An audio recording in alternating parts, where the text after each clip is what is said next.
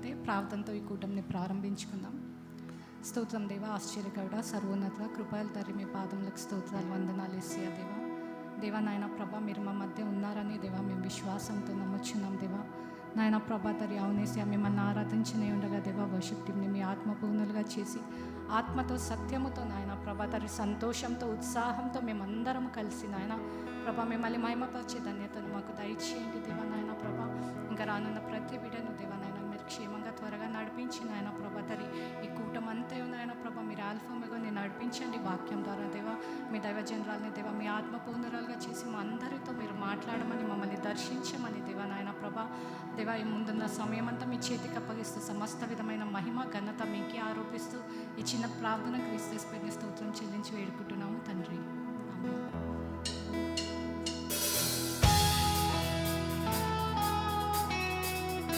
మనమందరం చప్పట్లు కొడుతూ స్తుతించి ఆరాధింతుము అన్న పాటను పాడుకొనేసేయాలి.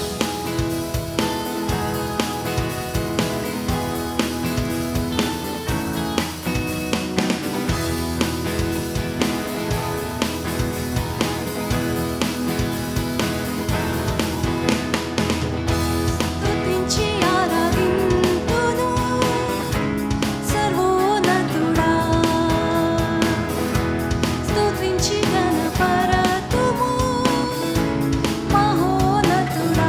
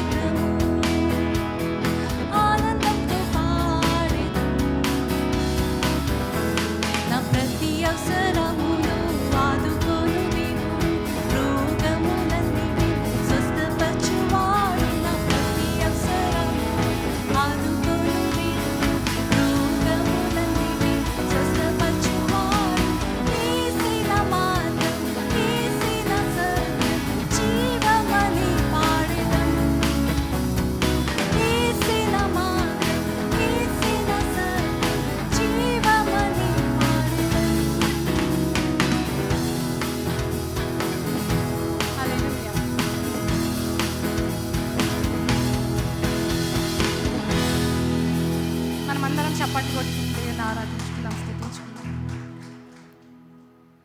మనమందరం కలిసి వేటగాని ఊరిలో నుండి నా ప్రాణాన్ని రక్షించావనే పాటను పాడుకొని మనం యేసయ్యను స్తుతించి ఆరాధించుకుందాం. మీరందరూ సంతోషంగా ఉన్నట్లయితే మనం దేవుని సన్నిధిలో ఉండుట మనకి ఉత్సాహం. దావీద్ మహారాజు అంటుండు కదా, ఆయన సన్నిధికి మనం ఎలా రావాలంట?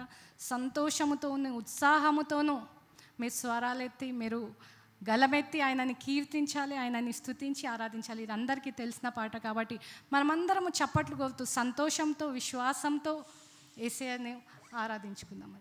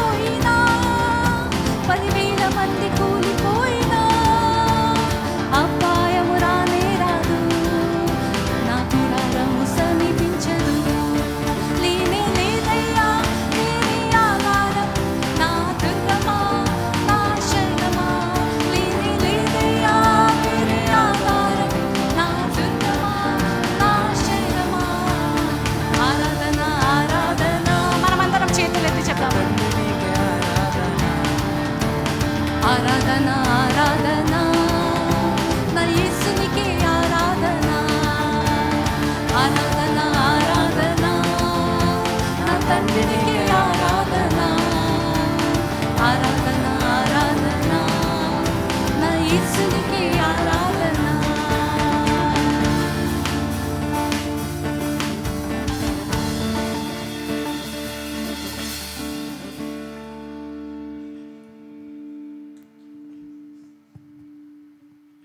శుభోదయం. ఫ్యూజన్ చర్చ్కు స్వాగతం. యేసుక్రీస్తు శ్రేష్టమైన నామంలో మీ అందరికీ హృదయపూర్వక శుభాకాంక్షలు. ఫ్యూజన్ చర్చ్లో మేము సంబంధాలకు విలువనిస్తాము, శాశ్వతమైన సంబంధాలను విశ్వసిస్తాము. దేవునితో దగ్గరగా ఉండటం, ఆయనను స్తుతించటం, దానిని మేము ఆరాధన అని అంటాము. ఒకరితో ఒకరు ప్రేమగా కలిసి ఉండటాన్ని మేము సహవాసం అని అంటాము. క్రీస్తులాగా మారటానికి కలిసి నేర్చుకుంటూ ఉండటం, దానిని మేము శిష్యత్వం అని అంటాము. దేవుడు ఇచ్చిన తలాంతులను, ప్రతిభలను ఆయన మహిమ కొరకు వాడుతూ ఆయనని ఘనపరచడాన్ని మేము పరిచర్య అని అంటాము. సమాజంలో ప్రేమతో జీవిస్తూ క్రీస్తు ప్రేమను ఇతరులకు చూపించడాన్ని మేము సువార్త మరియు సువార్థీకరణ అని అంటాము. ఇప్పుడు ఈ సమయంలో చేరి వచ్చిన ప్రతి ఒక్కరిని మనము ఆనందంతో పలకరించి ఇక్కడ ఉన్నందుకు మన సంతోషాన్ని వ్యక్తపడతాం.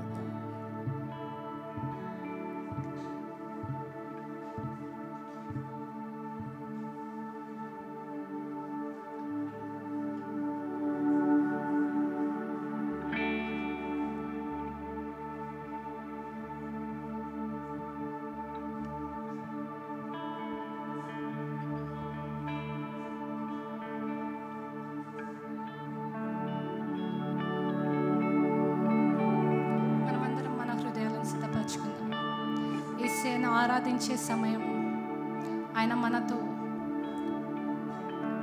దర్శించడానికి ఆయన సిద్ధంగా ఉంటుండగా మన హృదయాలను సిద్ధపరచుకుందాం, మన హృదయాలను పరీక్షించుకుందాం. యేసుకి మన జీవితాన్ని సమర్పిస్తూ మనం ఆరాధిస్తుండగా దేవుడు మనల్ని జ్ఞాపకం చేస్తున్న ప్రతి సన్నివేశాన్ని మనం జ్ఞాపకం చేస్తూ ఆయనకి కృతజ్ఞతలు చెల్లిస్తూ, ఎక్కడైనా మనం దేవుని నొప్పించినట్లయితే మనం క్షమాపణ అడుగుతూ ఈ పాటను పాడుకొంచుండగా మనం ప్రతి ఒక్క వచనమును, ప్రతి ఒక్క మాటను అనుభవిస్తూ హృదయపూర్వకంగా యేసుని ఆరాధించుకుందాం.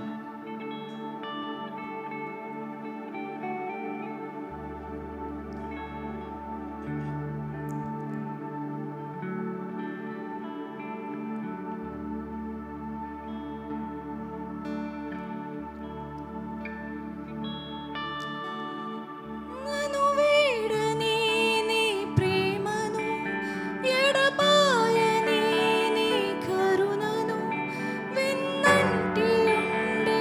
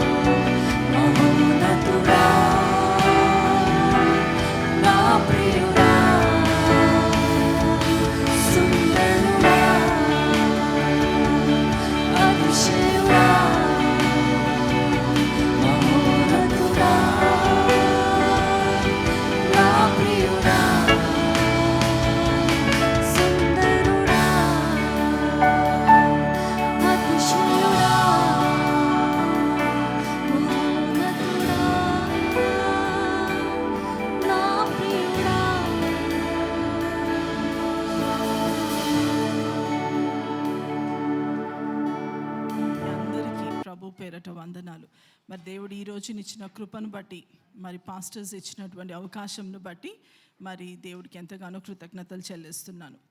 ఈ రోజున మనము వినబోయే వర్తమానము దేవుని స్వరము. ఎంతమందికి ఇష్టమండి దేవుని స్వరము? మనం మార్నింగ్ లెగ్సినప్పటి నుంచి సోషల్ మీడియా, మన ప్రాబ్లమ్స్, మన ఇంట్లో వాళ్ళు, ఎన్నో స్వరాల మధ్యలో ఉంటాము, ఎన్నో వాయిసెస్ తోటి ఉంటాం మనము.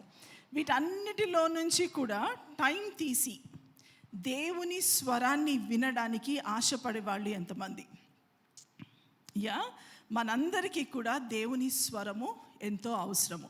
హెబ్రీయులకు రాసిన పత్రిక 3:15లో, ఈ దినమున మీరు ఆయన స్వరమును వినిన ఎడల మీ హృదయములను కఠినపరచుకొనకుడి. ఓకే, సో ఈ రోజున మనము ఆలోచించి మనము ధ్యానించవలసిన వాక్యము దేవుని స్వరము. సో ఈరోజు మనము ఒక ముగ్గురు వ్యక్తుల గురించి, బైబిల్లో ఉన్న ముగ్గురు వ్యక్తుల గురించి ఈరోజు ధ్యానిద్దాము. ఒకరు అబ్రహాము, ఇంకొకరు మోషే, ఇంకొక వ్యక్తి ఏలియా. ఈ ముగ్గురు కూడా గొప్పవాళ్ళు, గొప్ప వ్యక్తులు.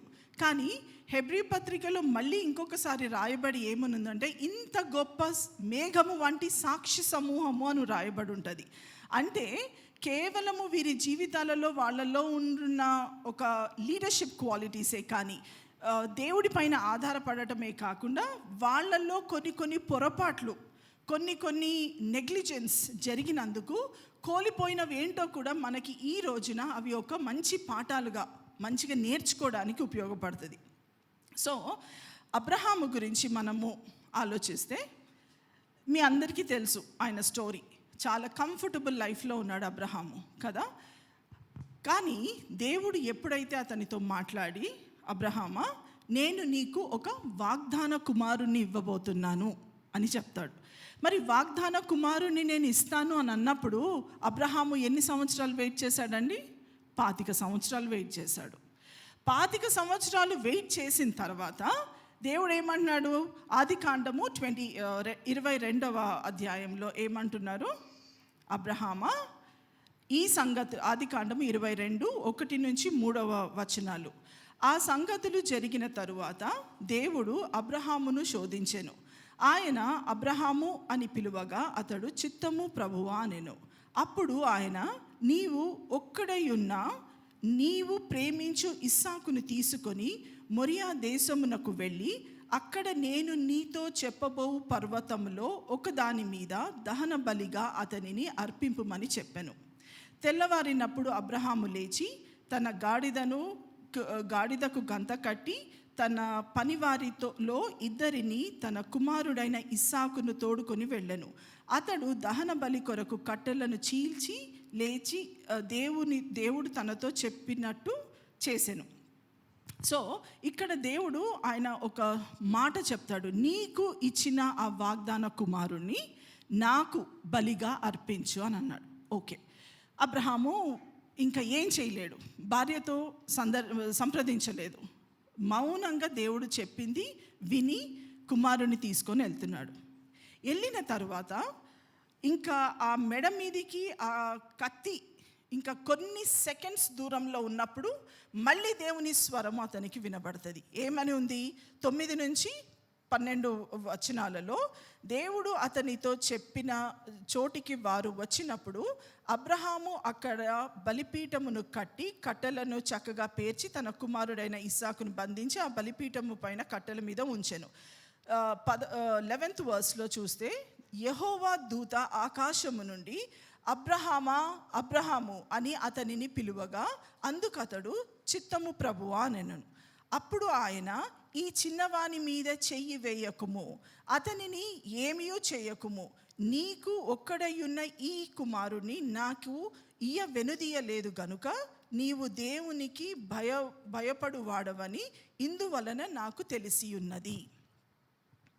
మీరు గమనిస్తే దేవుడు మొదట అబ్రహాముకు స్వరంతో చాలా క్లియర్గా చెప్పి, ఈ ఒక్క కుమారుణ్ణి నాకు నువ్వు బలిగా అర్పించు అని అన్నాడు. సరే అని అబ్రహాము కుమారుణ్ణి తీసుకుపోయి ఇంకా కొంచెమే టైం ఉండంగా ఇంకొకసారి దేవుని స్వరం అతనికి వినపడుతుంది. చాలా థిన్ లైన్ అండి, అది థిన్ లైన్. అది నేను ఇది చదివినప్పుడు చాలా ఆశ్చర్యపోయాను. ఒకవేళ అబ్రహాము లేదు ఇది దేవుని స్వరం కాదు, దేవుడు నాకు బలివ్వమని చెప్పాడు, సో ఇంకా నేను ఇది నాకు చెప్పేది నేను వినే స్వరము దేవుని స్వరము కాదు, కాబట్టి నేను చెయ్యను అని ముందుకెళ్ళిపోయి ఒకవేళ ఆ ఖడ్గముతో ఆ బిడ్డను చంపేస్తే ఏమయ్యేది? ఒకవేళ ఆ పరిస్థితి మనకొస్తే, నాకొస్తే, నేను అనుకున్నాను ఒకవేళ అటువంటి పరిస్థితి నాకొస్తే, నా హస్బెండ్ వచ్చి నా పిల్లలు వచ్చి చెప్పినా సాతానా వెనక్కిపో, నువ్వేం మాట్లాడుతున్నావు అని అంటాను. అవునా? బికాజ్ దేవుడు నాకు ఆల్రెడీ చెప్పాడు బలివ్వమని, నువ్వు చెప్పేది ఏంటి అని అంటాను. కానీ ఇక్కడ మనం తెలుసుకోవాల్సిన విషయం ఏంటనంటే, చాలా దేవుని స్వరానికి ఒక మనిషి చాలా ట్యూన్ ఇన్ అయ్యి ఉండాలండి. ఒకప్పుడు ఎప్పుడో దేవుడు చెప్పాడు కదా, మళ్ళీ ఇంకొకసారి దేవుడు మాట్లాడాడు అని పాత స్వరాన్ని విని మనం ముందుకెళ్ళినప్పుడు ఎన్నో నష్టాలు జరుగుతాయి మనకి.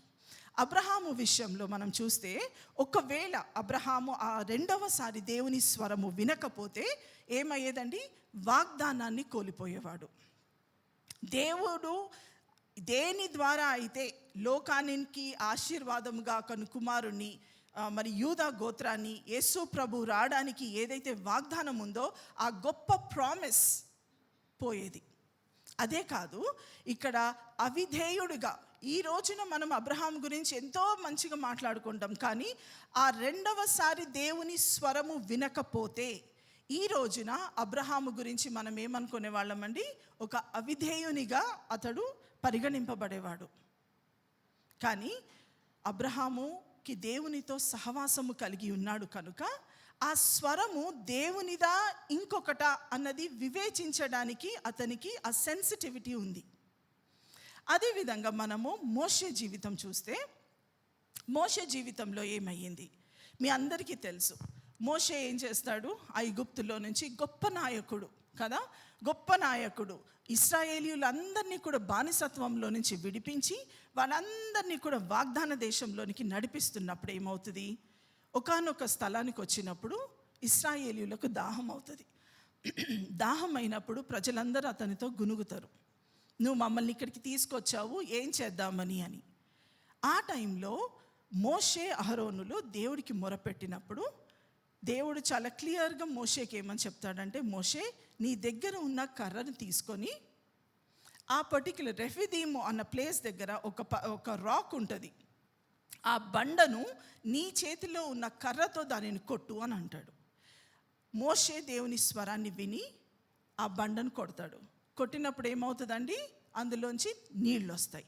ఆ నీళ్లతో ప్రతి ఒక్కరూ కూడా తృప్తిగా నీళ్లు తాగి వారి దాహంను తీర్చుకొని వాళ్ళ పశువులకి కూడా నీళ్ళు ఇస్తారు వాళ్ళు.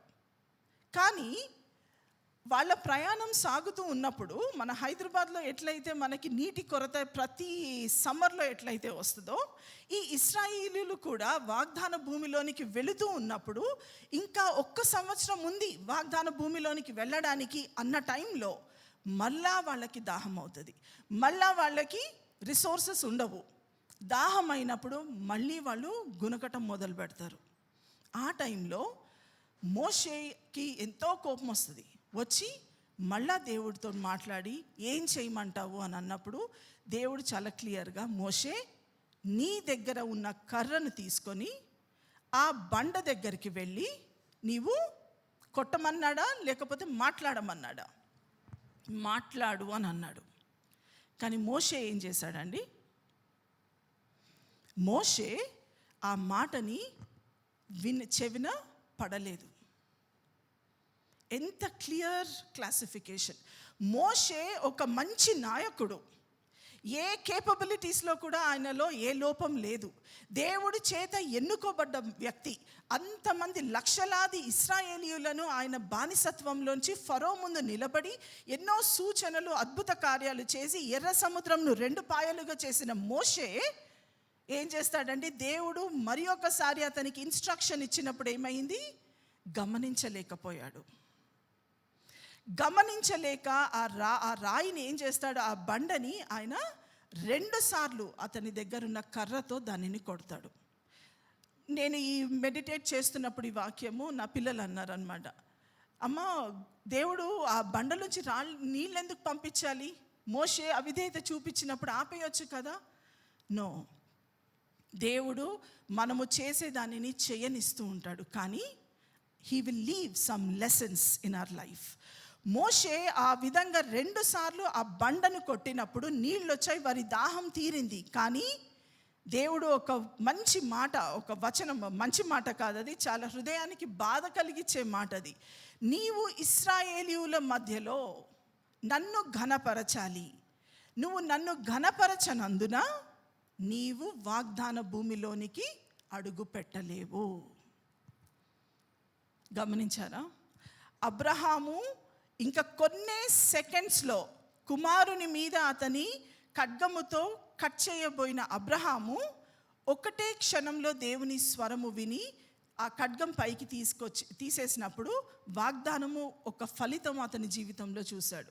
మోషే దేవునితో అనునిత్యము నడుస్తూ, ప్రతిరోజు దేవునితో ఆయనని అనుభవిస్తూ కూడా ఒక్క ఇన్స్ట్రక్షన్ దగ్గర పొరపాటు చేశాడు.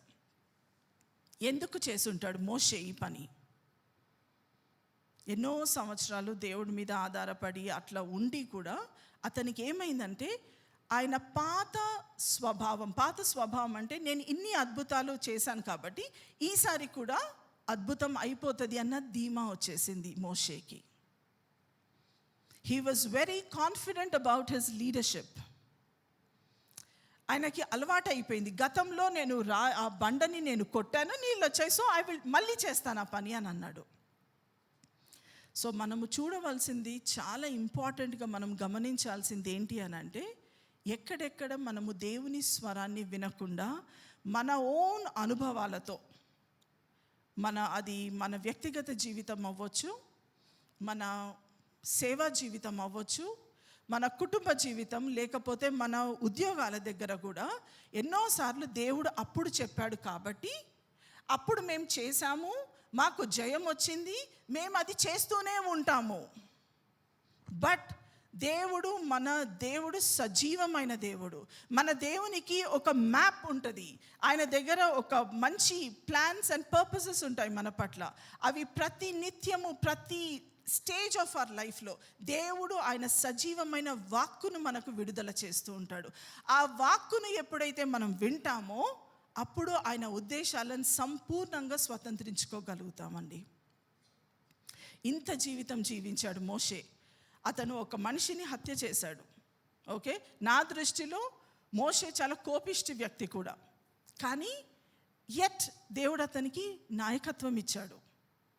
దేవుని దృష్టిలో మనలో ఉన్న బలహీనతలన్నిటినీ కూడా ఆయన క్షమించి మనని దగ్గరికి తీసుకుంటాడు. కానీ ఎప్పుడైతే ఆయనకి చెందవలసిన మహిమను మనం ఆయనకి ఇవ్వమో, ఎప్పుడైతే ఆయన స్థానము మనము తీసుకుంటామో, ఎప్పుడైతే మన చెవులు ఆయన చెప్పే స్వరాన్ని వినలేని అటువంటి మందత్వం కలిగి ఉంటామో, అప్పుడు మన దేవుడు దానిని సహించాడు. ఇంగ్లీష్లో చాలా బ్యూటిఫుల్గా ఉంటుంది, I'm a jealous God, I will not share my glory with any one అని అంటాడు దేవుడు. ఏ నాటికైనా కూడా మనం తగ్గవలసిందే, మన దేవుడు హెచ్చింపబడవలసిందే, ఆయనకు మాత్రమే మహిమ.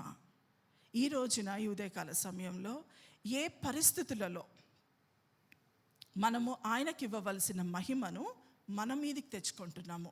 Wear are we glorifying? ఎక్కడ మనము మొదటి స్థానం తీసుకొని దేవునికి రెండో స్థానం ఇస్తున్నాము? ఎక్కడ ఆయన స్వరానికి మనము ఒబీడియంట్గా ఉండట్లేదు? ఎక్కడ మనం ఆయన స్వరాన్ని వినలేని పరిస్థితులలో ఉన్నాము? నేను పాపం చేయట్లేదు కదా అని అనుకుంటుండొచ్చు, కానీ దేవుడికి నీ పట్ల ఉన్న ప్రణాళిక నీకు అర్థమవుతుందా? ఏలియా జీవితాన్ని చూస్తే మొదటి రాజుల గ్రంథంలో 17, 19, 18 అధ్యాయాలు మనం చదివితే ఎన్నో స్టేజెస్ ఏలియాకున్నాయి కదా. ఏలియా మంచిగా దేవుని పైన ఆధారపడే వ్యక్తి. ఈ ఏలియా జీవితంలో ఏమవుతుందండి, అతడు ఒక క్రూరుడైన రాజు దగ్గర, ఒక క్రూరంగా ఉన్న ఒక దేశంలో, ఎక్కడైతే దేవుని ప్రవక్తలను స్పేర్ చేయరో అట్లాంటి ప్లేస్లో దేవుడు అతనిని ఒక ప్రవక్తగా నిలబెట్టినప్పుడు ఏలియాకి ప్రతిరోజు దేవుడు తప్ప ఇంకొక ఆధారం లేదు. చాలా సెన్సిటివ్గా ఏలియా దేవుని స్వరాన్ని వినే అనుభవం కలిగిన వ్యక్తి. ఆ చెరత్ అన్న వాగు దగ్గరికి దేవుడు అతనిని పో అన్నప్పుడు ఏలియా వెళ్ళాడు. అక్కడ నీకు ఆ నీళ్లతో నీకు మంచినీరుని నేను ఇస్తాను, కాకులు నీకు ఆహారంను సమకూర్చబడుతుంది అని అంటే విని ఒబీడియంట్గా ఉన్నాడు. ఒకానొక టైంలో ఆ నీళ్ళు, వాగులో నీళ్లు ఎండిపోతాయి. ఏం చేయాలో తెలీదు ఏలియాకి. ఎంతో వేదన, ఎంతో టెన్షన్ ఆయనకి. ఇప్పుడు మనకు ఒక జాబ్ ఉండి ఆ జాబ్ సడన్గా స్టాప్ అయిపోతే మనకు ఎంత కంగారు ఉంటుందండి. నా రిసోర్సెస్ ఎట్లా, నా ఖర్చులు ఎట్లా, నేను ఎలా బ్రతుకుతాను? ఏలియాకు కూడా అట్లాంటి పరిస్థితే వచ్చింది కదా. ఆయన sudden supply of food, water అన్నీ ఆగిపోయినాయి. ఆ పరిస్థితులలో దేవా నన్ను ఏం చేయమంటావు, దేవా నీ ప్లాన్ ఏంటి? అప్పుడు దేవుడు అంటాడు, జరఫత్ అన్న ప్లేస్లో ఒక విధవరాలు ఉంది, గో, ఆ ఉమెన్ దగ్గరికి, ఆ విధవరాల దగ్గరికి వెళ్ళు, అక్కడ నీకు ప్లేస్ ఏర్పాటు చేశాను, గో అన్నాను. ఒకవేళ అతను డిప్రెస్డ్గా అక్కడే ఉండి ఈ దేవుడు నాకేం చేశాడు, అక్కడ ఆయన పని చేస్తే ఇక్కడికి రమ్మన్నాడు, ఇక్కడికి వచ్చిన తర్వాత నీరు పోయింది, ఆహారం నా సప్లై అంతా పోయింది, ఇప్పుడు ఇక్కడి నుంచి ఇంకెక్కడికో వెళ్ళమంటున్నాడు, మనమైతే ఎంత సనిగే వాళ్ళమండి కదా. కానీ ఏలియా దేవుని స్వరానికి సెన్సిటివ్గా ఉన్నాడు కనుక సరఫత్ అన్న స్థలంలో ఒక విధవరాల దగ్గరికి వెళ్ళి అక్కడ అద్భుతం జరిగించడం మొదలుపెట్టాడు. ఎందుకు అనంటే he was sensitive to God's voice. 3.5 సంవత్సరాల వరకు కూడా ఆ స్థలంలో ఫ్యామిన్, కరువు వచ్చింది ఆ స్థలంలో. ఏం చేయాలో తెలీదు. ఒక పక్కన మరణ భయము, ఏం చేయాలో తెలియని పరిస్థితులలో దేవా ఏం చేయాలి అని అడిగినప్పుడు 3.5 సంవత్సరాల వరకు కూడా వర్షము లేని, అక్కడ ఎటువంటి పంట పొలాలు, ఎటువంటి ఆహారము లేనటువంటి ప్లేస్లో ఏలియా మళ్ళీ ప్రార్థించి దేవుని పైన ఆధారపడ్డప్పుడు అతను చేసింది ఒక్క పని, అటు ఇటు పరిగెత్తడం కాకుండా దేవుని పాదముల దగ్గర, దేవుని సన్నిధిలో సమయాన్ని గడిపాడు. అతను సనుక్కోలేదు, గునుక్కోలేదు, కానీ దేవుని సన్నిధిలో అతని 2 మోకాళ్ళ మీద, అతని చెవులను ఆ 2 మోకాళ్ళ మధ్యలో పెట్టి గొప్ప ధ్వని, వర్షపు ధ్వని, ఆ కరువు ప్రాంతంలో, ఆ కరువు ఉన్న దేశంలో గొప్ప వర్షపు ధ్వనిని విన్నాడండి. గొప్ప ధ్వనిని విన్నాడు. అదే కన్విక్షన్తో పోయి వర్షం పడుతుందేమో బయట చూసిరా అని అతని దగ్గర ఉన్న సేవకుడిని పంపిస్తారు. 6 సార్లు వెళ్ళాడు ఆ సేవకుడు. ఒక్క చుక్క వర్షం కూడా బయట లేదు. ఎంత నిస్సహాయత స్థితిలో, ఎంత డిప్రెస్ అయిపోవాలి కదా. ఒక ప్రవక్త దేవుని స్వరం వింటున్నాడు, కానీ అక్కడ ఏ మేనిఫెస్టేషన్ లేదు.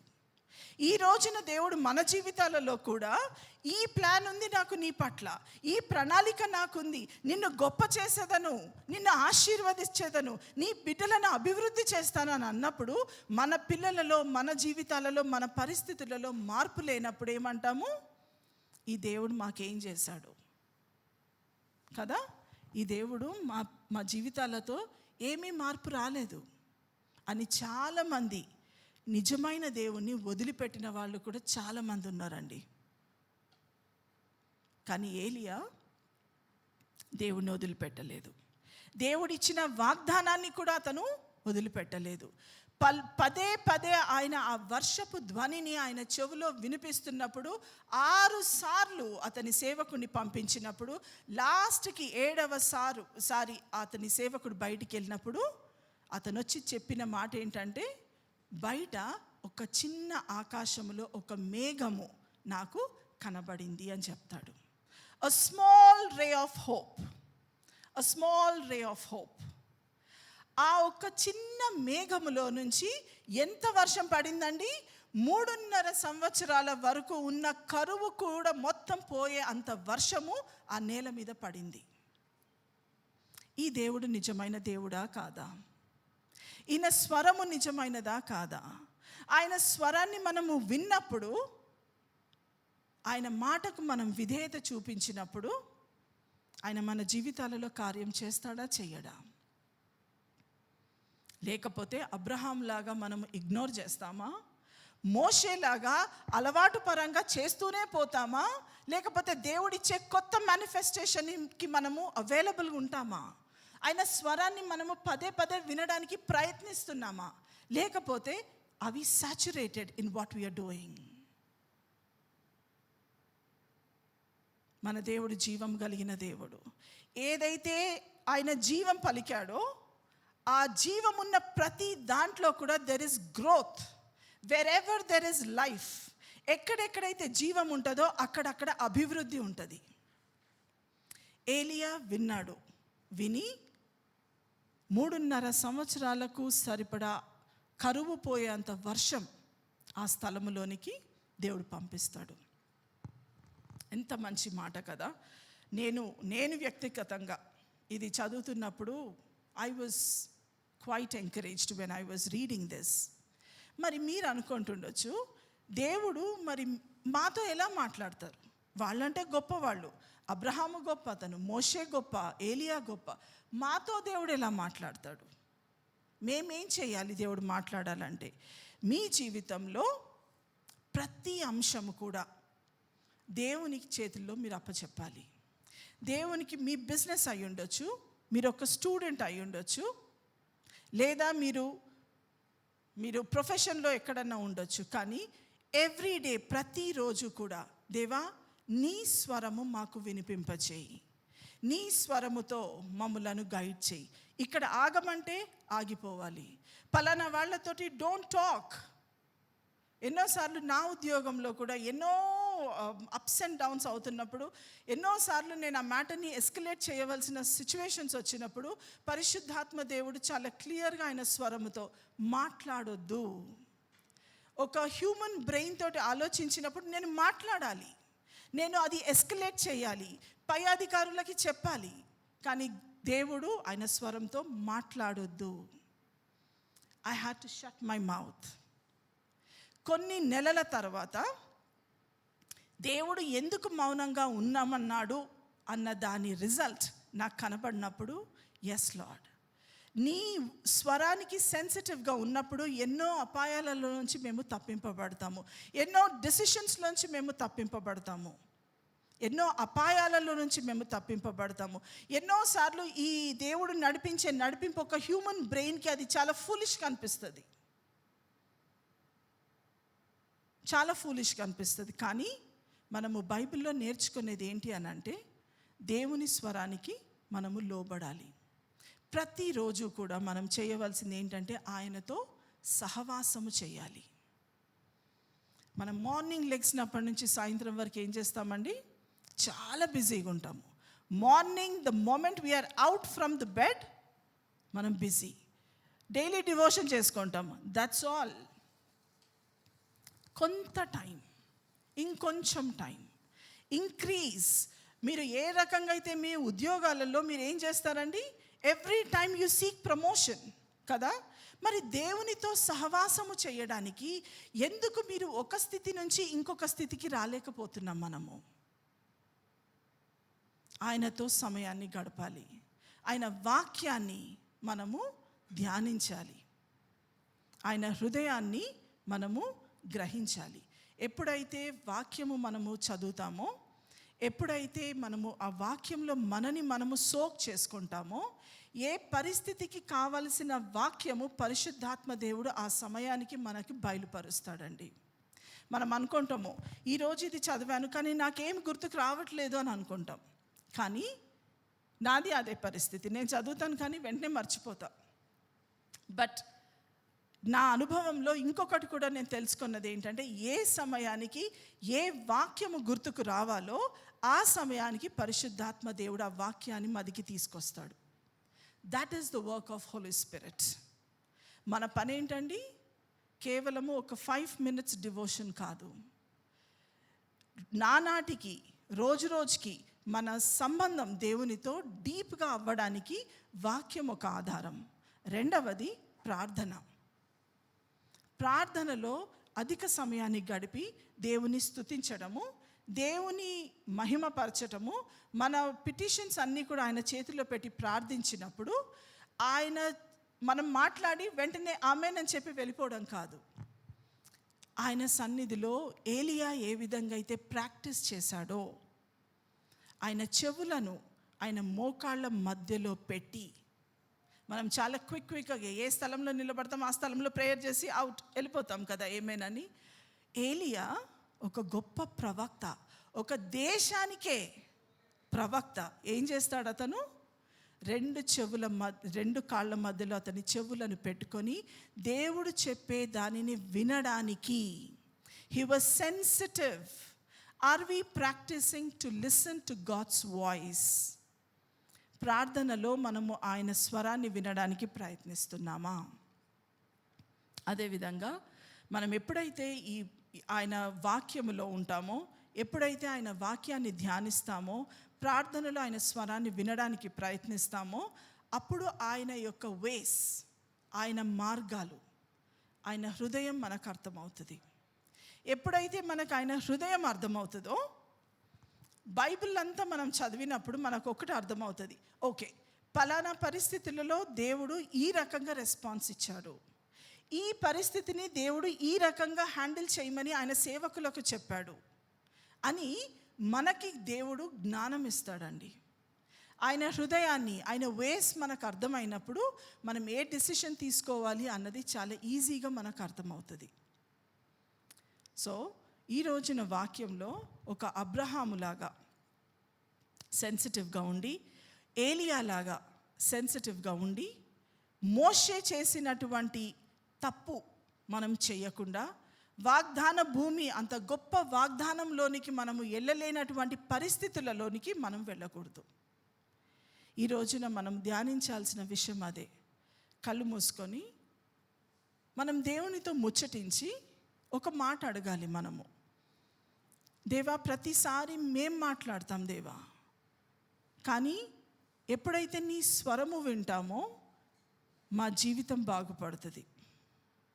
ఎప్పుడైతే నీ స్వరము మేము వింటామో మా జీవితాలలో ఉంటున్న అపాయములు తప్పిపోతాయి.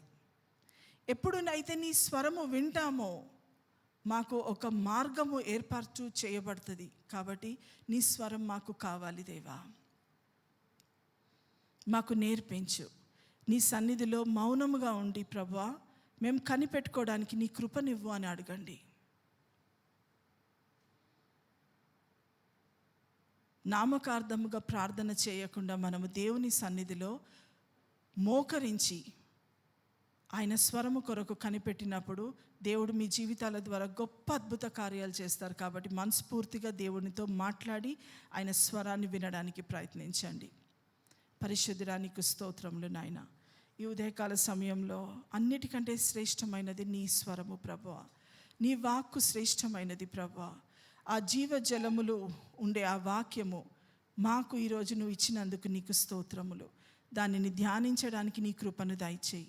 నీ స్వరాన్ని వినడానికి మాకు కృపను దయచేయి. మేము గతంలో విన్న స్వరము కాదు ప్రభువా, ప్రతిరోజు మాకు నూతనముగా నీ స్వరము మాకు వినబడాలి. నూతనముగా నీ స్వరము మాకు కావాలి ప్రభువా, లేకపోతే మేము ముందుకు సాగలేము. సహాయం చేసి మా చేతులు పట్టుకొని మమ్మల్ని నడిపించి, మాకు కాదు దేవా, మాకు కాదు, నీకు మాత్రమే మహిమ కలుగునట్లుగా మా జీవితాలను మీరు సిద్ధము చేయమని యేసు పరిశుద్ధ నామములో ప్రార్థిస్తున్నాం తండ్రి, ఆమేన్. కానుకల సమయం అండి. మనమందరము దేవుడు మనకి ఇచ్చిన వాటిలో శ్రేష్టమైన వాటిని దేవునికి సమర్పిస్తూ మనమందరం లేచి నిల్చుని ఈ పాటను పాడుకుని మనది యేసయ్యకు ఆరాధన.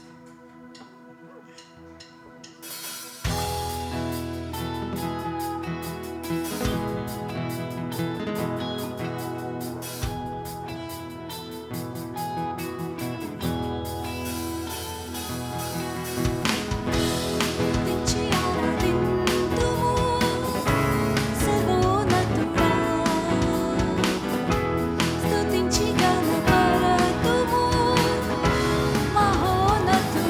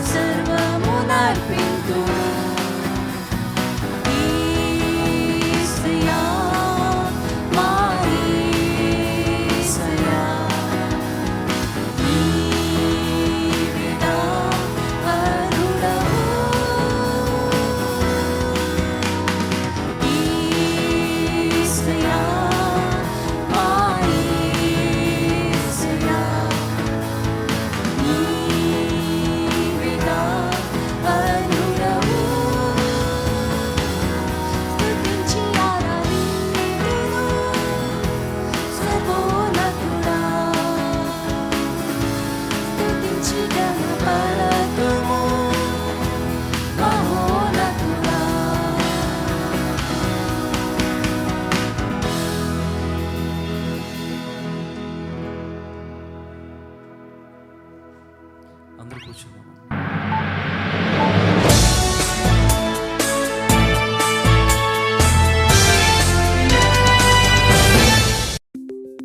ఫ్యూజన్ చర్చ్ స్టూడియోస్ నుండి మీకు ప్రసారం చేస్తున్న ఫ్యూజన్ చర్చ్ న్యూస్కు స్వాగతం. మా ప్రియమైన చర్చ్ కుటుంబం నుండి ఈ వారం తాజా సమాచారం, వేడుకలు, రాబోయే కార్యక్రమాలు మరియు ప్రత్యేక ప్రకటనలను మీకు అందించడానికి మేము సంతోషిస్తున్నాము. వేసవి విరామం తర్వాత అనేక మంది సభ్యులు కలిసి చేరడంతో హోమ్ టీంలు పూర్తిస్థాయిలో ప్రారంభమయ్యాయి. దయచేసి సమాచారం కోసం హోమ్ గ్రూపులను పరిశీలించి స్పందించండి. హోమ్ టీం సభ్యులందరూ మంగళ, బుధ, గురు, ఆదివారాల్లో రాత్రి 7:30 నుండి 9 వరకు జరిగే హోమ్ టీం సమావేశాలకు హాజరు కావాలని కోరడమైనది. ఆధ్యాత్మిక అనుసంధానం, ప్రార్థన మరియు ఎదుగుదలకు లభించే ఈ ఆశీర్వాదకరమైన మరియు ఉత్తేజకరమైన సమయాన్ని కోల్పోకండి. మా ప్రార్థన పరిచర్య ఆన్లైన్లో మరియు ప్రత్యక్షంగా తిరిగి ప్రారంభమైంది. దయచేసి శుక్రవారం సాయంత్రం 7:30 నుండి 8:30 వరకు జరిగే ప్రార్థన సమావేశాలకు హాజరు కండి. గురువారం ఉదయం 7:30 నుండి 8:30 వరకు జరిగే మా ఆన్లైన్ బైబిల్ అధ్యయనంలో మాతో చేరండి. యెహెజ్కేలు గ్రంథం మరియు అతని ప్రవచనాలపై ధ్యానించండి. బైబిల్ కళాశాల విద్యార్థులందరూ ఈరోజు ఆరాధన అనంతరం మాదాపూర్ చర్చిలో జరిగే తరగతికి హాజరు కావాలని కోరడమైనది. క్రైస్తవ సూత్రాలు మరియు శిష్యరికం గురించిన ఈ 8 నెలల అధ్యయనం సంతృప్తికరమైన ప్రయాణంగా సాగింది. ఫ్యూజన్ యంగ్ ప్రొఫెషనల్స్ ఒక జ్ఞాపకవచన పోటీని నిర్వహించడానికి ఉత్సాహంగా ఉన్నారు. యువ వృత్తి నిపుణులందరికీ ఆహ్వానం. దేవుని వాక్యంలో మనమందరం కలిసి ఎదిగే ఈ ఉత్తేజకరమైన మరియు సరదా కార్యక్రమంలో భాగం కండి. దేవుని వాక్యాన్ని మీ హృదయంలో భద్రపరచుకోవడానికి మరియు మీ విశ్వాసాన్ని బలపరుచుకోవడానికి ఇదొక అద్భుతమైన అవకాశం. నమోదు చేసుకున్న వెంటనే వచనాల జాబితా ఇవ్వబడుతుంది, కాబట్టి మీరు సిద్ధం కావడానికి సమయం ఉంటుంది. ఇదొక బృందంగా పాల్గొనే కార్యక్రమం, కాబట్టి మీ బృందానికి కలిసి వ్యూహరచన చేయడానికి మరియు సాధన చేయడానికి తగినంత సమయం ఉండేలా ముందుగానే నమోదు చేసుకోండి. మా యువ వృత్తి నిపుణులందరికీ దేవుడు మీ జీవితంలో ఏమైనా కార్యాలు చేశాడా? ఆయన మీ ప్రార్థనకు జవాబిచ్చాడా? ఆయనను మహిమపరచటానికి మరియు ఇతరులను ప్రోత్సహించడానికి మీ కథను పంచుకోవడానికి ఇదే మీకు లభించిన అవకాశం. జూన్ 27వ తేదీన యువ వృత్తి నిపుణుల సమావేశంలో సాక్ష్యాలు చెప్పే ఒక ప్రత్యేక కార్యక్రమం ఏర్పాటు చేయబడింది. మార్గదర్శకాలను చూడటానికి మరియు నమోదు చేసుకోవడానికి QR కోడ్ను స్కాన్ చేయండి. నమోదు చేసుకున్న తర్వాత మీ సాక్ష్యాన్ని రికార్డ్ చేయడానికి మా బృందం మిమ్మల్ని సంప్రదిస్తుంది. జూన్ 20వ తేదీ శనివారం సాయంత్రం జరిగే ఒక ప్రత్యేక ఫాదర్స్ డే సమావేశానికి తండ్రులందరినీ ఆహ్వానించడానికి మేము సంతోషిస్తున్నాము. ఈ సమావేశంలో భాగంగా అందరికీ ప్రియమైన క్రైస్తవ గీతం వెనుక ఉన్న నిజకథ ఆధారంగా రూపొందించిన స్ఫూర్తిదాయకమైన చిత్రం ఐ కెన్ ఓన్లీ ఇమాజిన్ను ప్రత్యేకంగా ప్రదర్శిస్తాము. ఈ చిత్రం క్షమాపణ, పునరుద్ధరణ, స్వస్థత మరియు దేవుని పరివర్తన కృప వంటి శక్తివంతమైన అంశాలను చక్కగా తెలియజేస్తుంది. అనుబంధం, ప్రోత్సాహం మరియు ఆత్మపరిశీలనతో కూడిన ఈ ప్రత్యేక సమయంలో మాతో చేరమని ప్రతి తండ్రిని మేం ప్రోత్సహిస్తున్నాము. ఈ సంవత్సరం ఒక చారిత్రాత్మకమైన మరియు ఆనందకరమైన మైలురాయి. ఫ్యూజన్ చర్చ్ తన 20వ వార్షికోత్సవాన్ని జరుపుకుంటోంది. దేవుని కృప, విశ్వసనీయత, అద్భుతాలు, పరిచర్య మరియు రూపాంతరం చెందిన జీవితాలతో నిండిన 2 దశాబ్దాలు. ఈ గొప్ప వేడుకలో భాగంగా మేము ప్రార్థనాపూర్వకంగా ఒక ప్రత్యేక జ్ఞాపిక ప్రచురణను సిద్ధం చేస్తున్నాము. ఇది డిజిటల్ పుస్తకం మరియు ముద్రిత హార్డ్ కాపీ ఫార్మాట్లలో అందుబాటులో ఉంటుంది. ఈ స్మారక సంచిక సాక్ష్యాలు, జ్ఞాపకాలు, సృజనాత్మకత మరియు దేవునికి కృతజ్ఞతాభావాల ద్వారా మన చర్చి కుటుంబం యొక్క అందమైన ప్రయాణాన్ని తెలియజేస్తుంది. కింది వాటిని అందించడం ద్వారా పాల్గొనవలసిందిగా మేము సభ్యులందరినీ మరియు కుటుంబాలను హృదయపూర్వకంగా ఆహ్వానిస్తున్నాము. సృజనాత్మక వ్యాసాలు. కవితలు మరియు స్ఫూర్తిదాయక రచనలు, కుటుంబ వ్యాపార ప్రకటనలు, వ్యక్తిగత సాక్ష్యాలు మరియు అనుభవాలు, ఛాయాచిత్రాలు మరియు మధురమైన జ్ఞాపకాలు, ప్రత్యేక సందేశాలు మరియు సృజనాత్మక కంటెంట్. మీరు క్యూఆర్ కోడ్ను స్కాన్ చేసి మీకు నచ్చిన స్థలం పరిమాణాన్ని ఎంచుకుని దానికి అనుగుణంగా చెల్లింపు వివరాలను సమర్పించడం ద్వారా కూడా ఈ జ్ఞాపికలో ప్రకటన లేదా అంకిత స్థలాన్ని రిజర్వ్ చేసుకోవచ్చు. దేవుని మంచితనంతో నిండిన 20 అద్భుతమైన సంవత్సరాలను జరుపుకోవడానికి మనమందరం ఏకమవుదాం. ప్రతి ఆదివారం ఈ చర్చ్లో మాకు 3 ఆరాధనలుంటాయి. తెలుగు ఆరాధన ఉదయం 8:30 నుండి 9:30 వరకు, ఆంగ్ల ఆరాధన ఉదయం 10:30 నుండి 11:30 వరకు మరియు సాయంత్రం 6:30 నుండి 7:30 వరకు. సమయానికి వచ్చి సిద్ధపడి ఒకే కుటుంబంగా కలిసి ఆరాధించండి. ఈ రోజు మరియు రాబోయే వారం మీకు శుభప్రదంగా ఉండాలని కోరుకుంటున్నాను. ధన్యవాదాలు. Thank you church. సో ప్రకటనలన్నీ గమనించారనుకుంటున్నాము. ఆరాధన అనంతరం మీరు ఇక్కడే ఉండి ప్రార్థన చేసుకోవాలనుకున్న వాళ్ళు ప్రార్థన చేసుకోవచ్చు. ఒకరితో ఒకరు మాట్లాడుకోండి, పలకరించుకోండి, తెలుసుకోండి. అంటే చాలాసార్లు మేము గమనిస్తుందంటే వెంటనే వెళ్ళిపోవడం జరుగుతుంది. తర్వాత బయట మా వెల్కమింగ్ టీము మీకు కొత్తగా వచ్చిన వాళ్ళు కొంతమందికి సంబంధించి రిజిస్ట్రేషన్ కానీ సంఘం గురించి తెలుసుకోవడానికి కానీ కార్డ్స్ ఉంటాయి. అందులో మీ వివరాలు, ప్రార్థన అవసరాలు రాస్తే మేము మిమ్మల్ని మరలా చేరుకోవడానికి మాకు కూడా అవకాశం కుదురుతుంది. సో ఇవి గమనించండి. దాంతోపాటుగా స్నాక్స్ అనేవి మనం అరేంజ్ చేయడం జరుగుతుంది. జస్ట్ మీరు అలా బయటికి వెళ్ళగానే రైట్ సైడ్ చూడగానే అక్కడ స్నాక్స్ ఉంటాయి. సో ఆ ఫెలోషిప్ ఏరియాకి వెళ్ళి అక్కడ స్నాక్స్ కూడా తీసుకొని ఫెలోషిప్ చేయాలని కూడా మిమ్మల్ని అందరినీ కూడా మేము ఆహ్వానిస్తున్నాము. దయచేసి అందరం లేచి నుంచుంటే ఈరోజు మనం ముగింపు ప్రార్థన చేసుకొని ఈరోజు ఆరాధన ముగించుకుందామండి.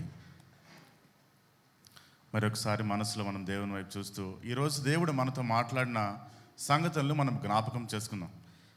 ఒకవేళ ఈరోజు నీవు దేవుని స్వరాన్ని విన్నట్లయితే నీ హృదయాన్ని నీవు కఠినపరుచుకోవద్దు అని దేవుడు మనతో స్పష్టంగా మాట్లాడుతున్నాడండి.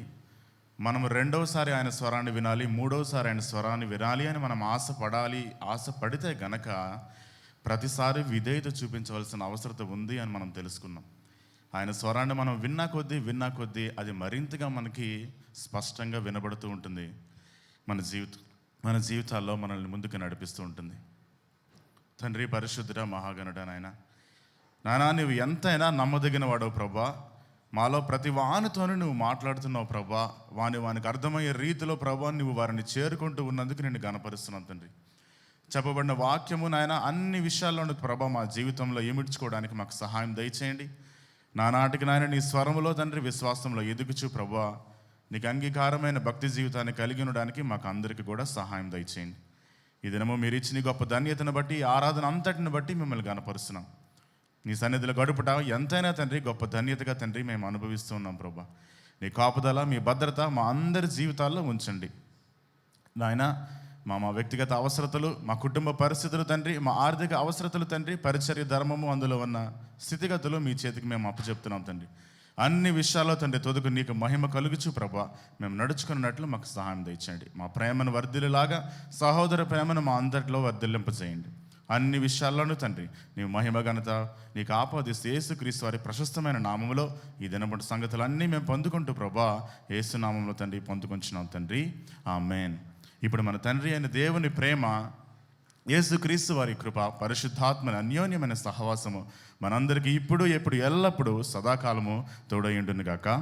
ఆమేన్. Amen. Thank you church. Have a great week. God bless you all.